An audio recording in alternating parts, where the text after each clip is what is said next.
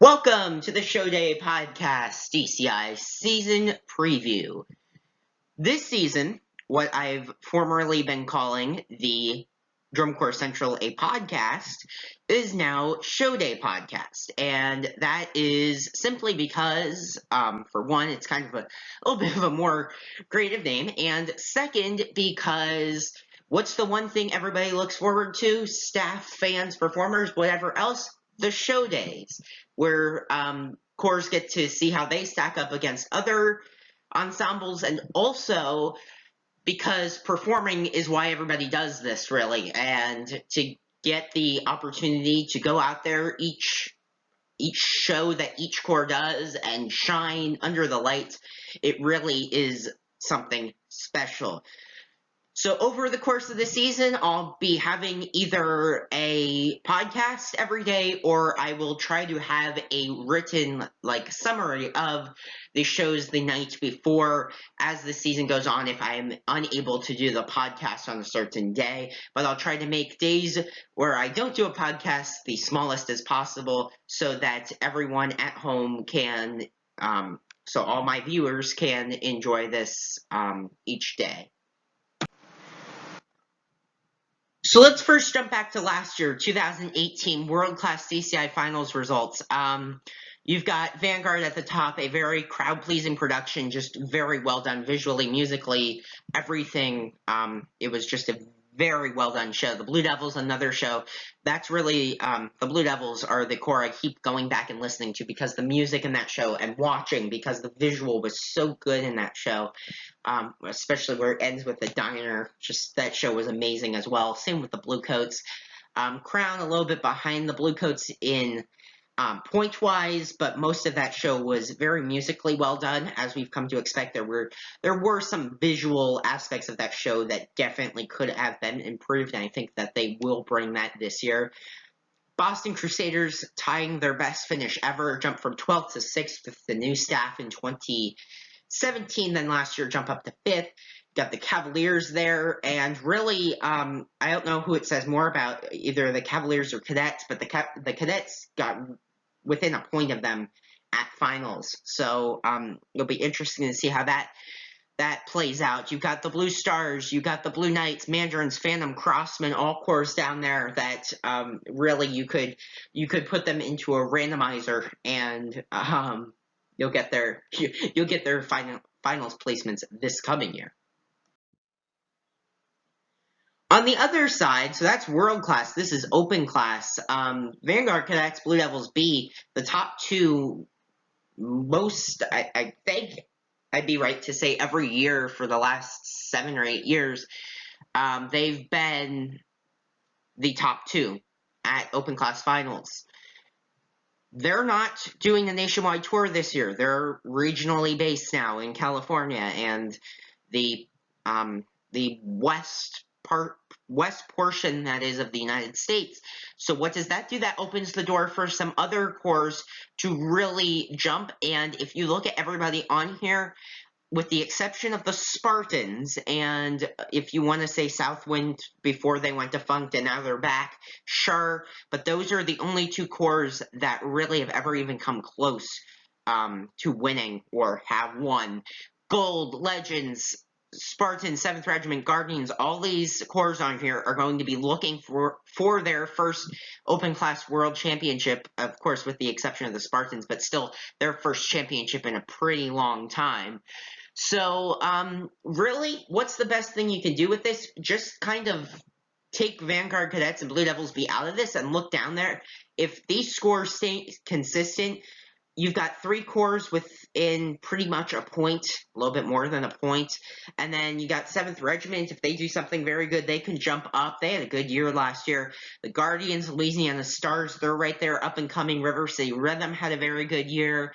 Southwind, Golden Empire, Shadow, kind of new corps jumping in the scene here. Golden Empire, that was their first year going to World Championships. You've got Heatwave farther down here. You've got the Colt Cadets. They've not made finals. It's going to be a very interesting year in open class, and that's one of the big storylines to follow that I'll go over later. So as we do every year, even if it's a Rules Congress year or not, there's always something that changes with the rules or with judging sheets or something. DCI had the Wellness Health Summit in January in Indianapolis. That was like their annual meetings. And so instead of having a Rules Congress year, they chose to have that, but still some rules and competition changes came out of that. First thing here is the placement of field judges. That's the percussion judge, the brass judge, the visual proficiency judge. Those judges, the ones we see on the field running around sampling different members and sampling different sections, we're not going to see them running around the field anymore. Variety of reasons behind that I'll get to in a second. But what these judges can do now is they can work from a 2-yard window behind the, I have on here the front ensemble, might be better to say the front sideline. And what they can do is they can go 2 yards into the field of play, I guess you could call it, and sample. Now, the problem with this, and I think this is good because it's an attempt to avoid performer-judge collisions. We don't want anybody knocking judges over or vice versa. But I think the big thing out of this is, okay, I have a drum solo, okay? I'm a show designer. Just take the mindset of a show designer for a second. We have to program a drum solo in here, all right? Let's put the drum line on the left side 40, 20 yards into the field. The judges can't accurately sample them. That drum line can sound like clam chowder, to be nice about it, and no one will know. The front ensemble, I don't think much changes there. They can still sample them to a pretty good extent because you can come in front of that too, I believe. So you can sample the front ensemble. That won't change, but percussion, I think that's definitely something. And the brass judge, they can't anymore go into, and let's say they want to hear a mellophone. They can't hear that anymore. It's a whole ensemble noise or a whole section noise that they can't get an individual. There's music individual in marching band, and that's not it's not something that is very high on the priority list with this rule. And also visual proficiency, I don't think much changes there. I think they'll still be able to see all the visual aspects they need to be able to make a proper judgment. Second one on here is prop safety measures. I think this one's a long time coming, just we didn't know what would be in the rule. And the prop safety measure now is no participant can be on a prop base higher than 6 feet tall. When you talk about a base, that is where the performer is standing, sitting, kneeling, whatever else. So I'm just going to use what I think there's 2 good examples from last season that you can use for this. One is the Vanguard. I'm just going to call them cages for sake of conversation. I don't know what else you want to call them, but those I believe were 8 or 9 feet tall. Those would have to be 6 feet tall. So when we see a performer doing a backflip and whatever else, if you're a big fan of that show and you've watched it many times, as many have, you know what I'm talking about. In the Vanguard show, that performer will have to be on a base of 6 feet, and they can't be, they can be lower than that, of course, they can't be higher than that.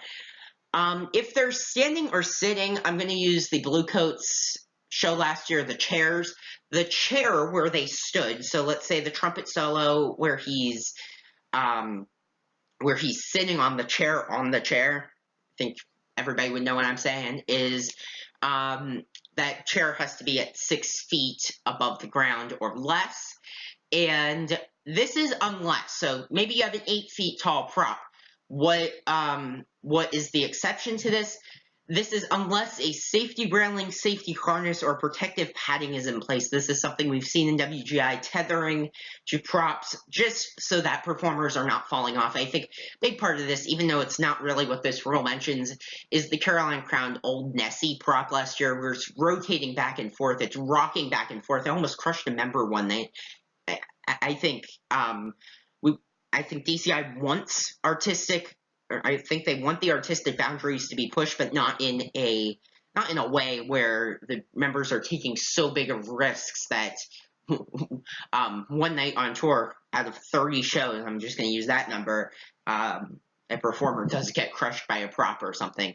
I think this is a step in the right direction, but I don't think DCI should lower the artistic boundaries, like close them in too much. The third thing on here, I'm just going to go over this real fast, is there's no more 5 judge panels. Every judge panel at every show is 8 judges, and this was approved in 2018. There was like 7 rule changes that came out of that year.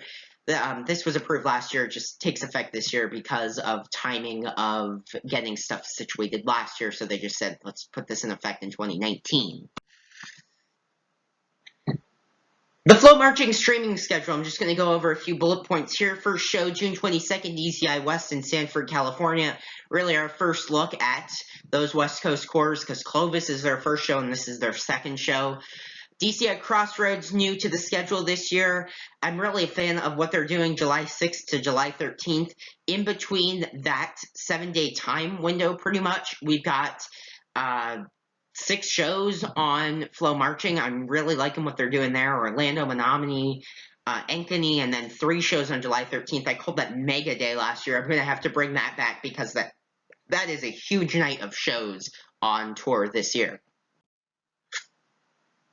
And then kind of the second half of their streaming schedule, July 18th, DCI Central Texas and Belton. That shows a little bit of a letdown with the lineup, but it is Flow Marching's sponsored events. Like, it's DCI Central Texas presented by Flow Marching, so that's really why that show's broadcast. Then DCI Southwestern, DCI Southeastern, where we get to see these corps all together at the same place, the same night. Our first look at everybody together.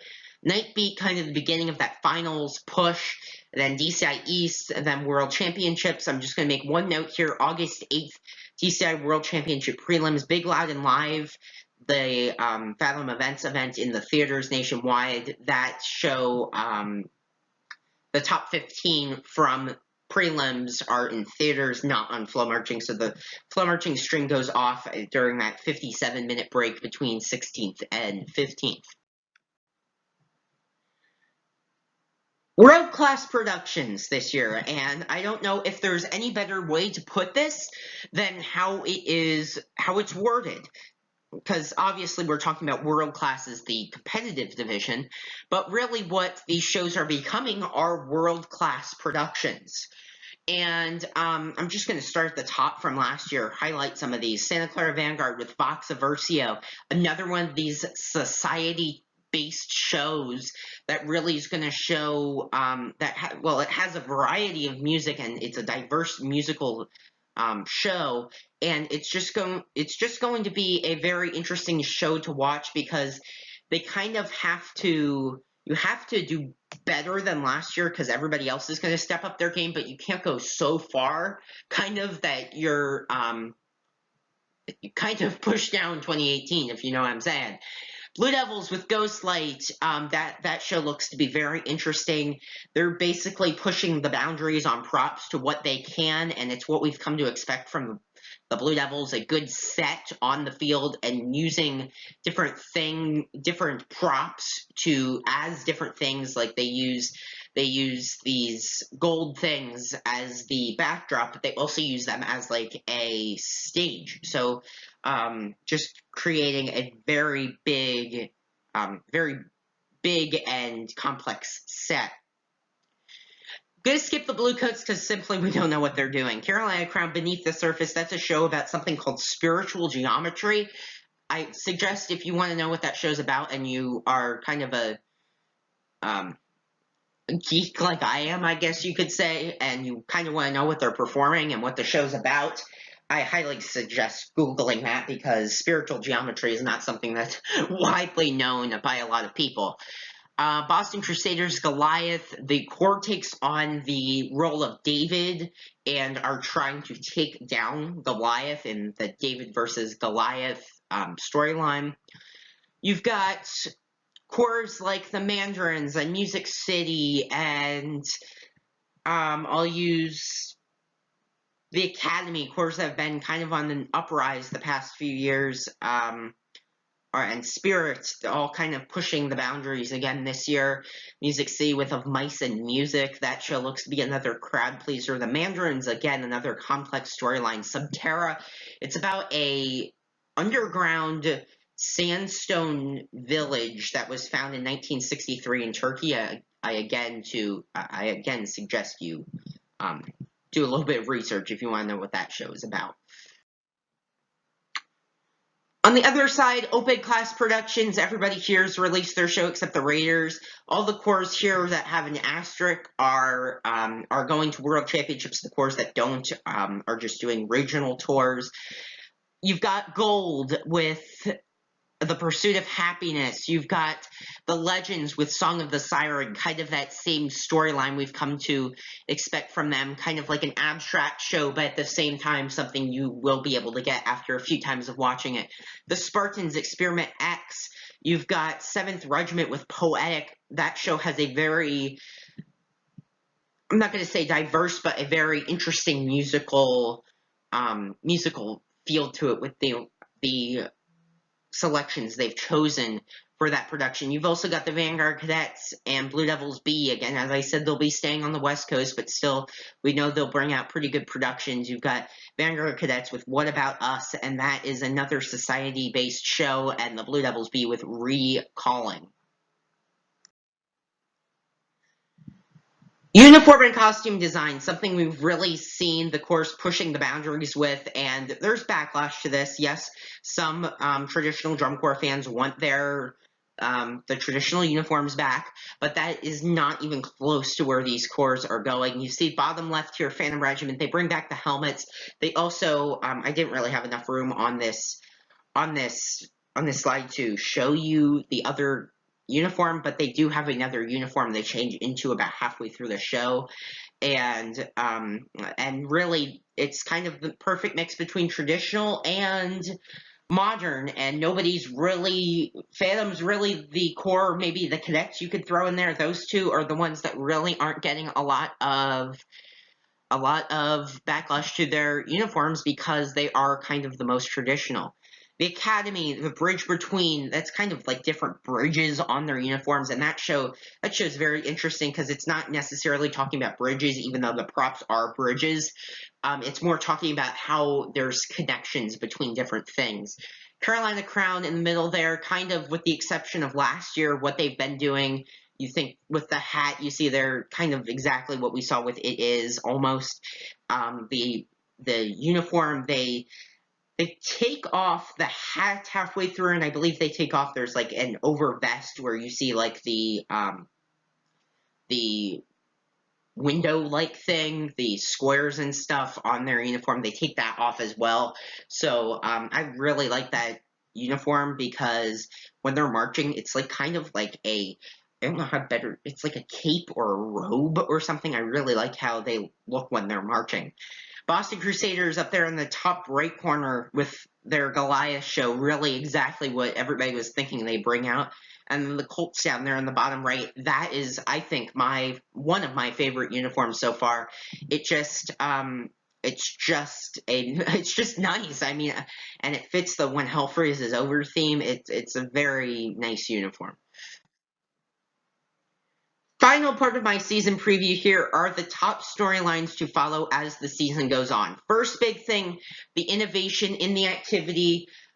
Really, whether you think about it as DCI, WGI, or BOA, innovation continues. And when DCI does something, BOA does it, and like it's just this never-ending cycle of new ideas and innovation throughout the 3 different competitive areas. And most specifically here is DCI with the innovation these corps are bringing. You've got sophisticated props. Boston Crusaders props, they are different. You've got Carolina Crown with these triangles. You've got the Blue Devils, as I talked about earlier, multi-purpose props. I'm sure Vanguard will come out with something very, very good as well. You got really everybody using costumes, with the exception of some like modern uniforms. Really everybody's using costumes this year for the core proper. I say that as excluding the color guard.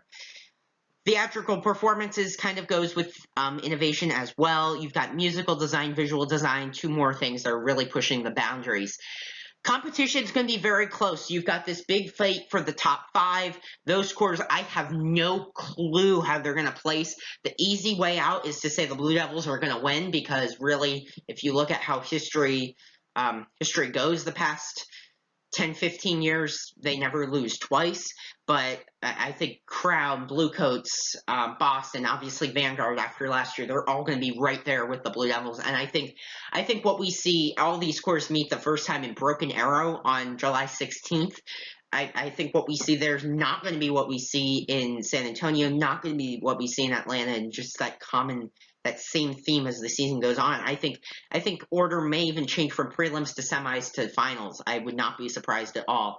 Finals berth, another thing that is going to be chased after. You've got cores from really, I don't know where to draw this line. I'm going to say maybe a Phantom, maybe a Crossman, down to the troopers, of course, that really want and can make finals.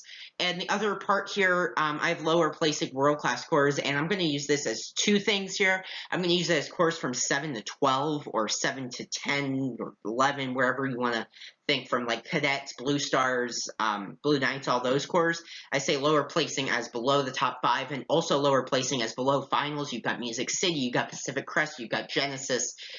Maybe even the troopers might slide down there. I don't know where they're going to be, but lots of competition this year. And then the other thing here is the open class storyline. No more Vanguard Cadets or Blue Devils B.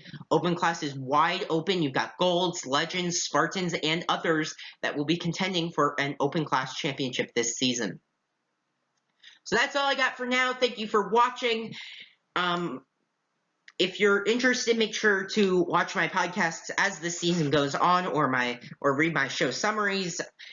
It looks to be a very good year for the activity coming up, in both innovation, behind the scenes, and everything else. It looks to be a very good and very competitively interesting year this season. Thanks for watching. Have a great rest of your day.